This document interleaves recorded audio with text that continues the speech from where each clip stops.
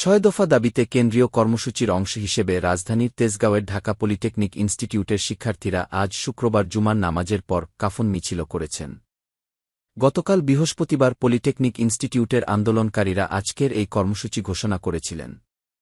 ঘোষণা অনুযায়ী আজ দেশের সব পলিটেকনিক ইনস্টিটিউটের শিক্ষার্থীরা জুমার নামাজের পর একযোগে মাথায় কাফনের কাপড় বেঁধে বিক্ষোভ মিছিল করবেন। সরেজমিনে দেখা যায়, জুমার নামাজের পর বেলা ২টার দিকে ঢাকা পলিটেকনিক ইনস্টিটিউট জামে মসজিদের সামনে থেকে কাফন মিছিল বের হয়। মিছিলে অংশ নেওয়া শিক্ষার্থীদের মাথায় কাফনের কাপড় বাঁধা ছিল। কারো কারো পরনেও ছিল কাফনের কাপড়। মিছিল থেকে নানা স্লোগান দেওয়া হয়। এসব স্লোগানের মধ্যে ছিল, মামা থেকে মাস্টার, মামাবাড়ির আবদার, এক হও এক হও, পলিটেকনিক এক হও, ষড়যন্ত্রের কালো হাত, ভেঙে দাও গুড়িয়ে দাও, কুমিল্লায় হামলা কেন, প্রশাসন জবাব দাও। মিছিলটি জামে মসজিদের সামনে থেকে তেজগাঁও এলাকার প্রধান সড়কে আসে। সাতরাস্তা মোড় ঘুরে মিছিলটি ঢাকা পলিটেকনিক ইনস্টিটিউটের মূল ফটকে যায়।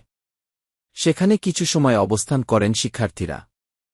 পরে তারা ক্যাম্পাসের ভেতরে অবস্থান নেন।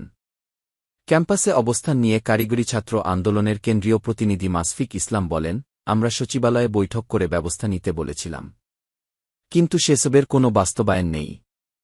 গতকাল বৃহস্পতিবার আমাদের কর্মসূচি শিক্ষা উপদেষ্টার আহ্বানে শিথিল করেছিলাম, কিন্তু বৈঠকে গিয়ে দেখি শিক্ষা উপদেষ্টাও নেই, সচিবও নেই। তাই আমরা এসি রুমের বৈঠক প্রত্যাখ্যান করলাম। দাবি আদায় না হলে জনদুর্ভোগ না হয় এমন কঠোর কর্মসূচিতে আমরা যাব।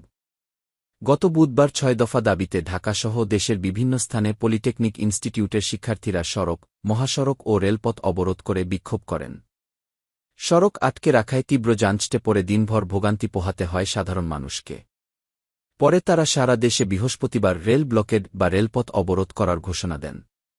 কিন্তু গতকাল সকালে আন্দোলনকারীদের পক্ষ থেকে জানানো হয়, দুপুরে শিক্ষা উপদেষ্টার সঙ্গে তাদের বৈঠক আছে। বৈঠকের আগ পর্যন্ত রেল ব্লকেড কর্মসূচি শিথিল থাকবে।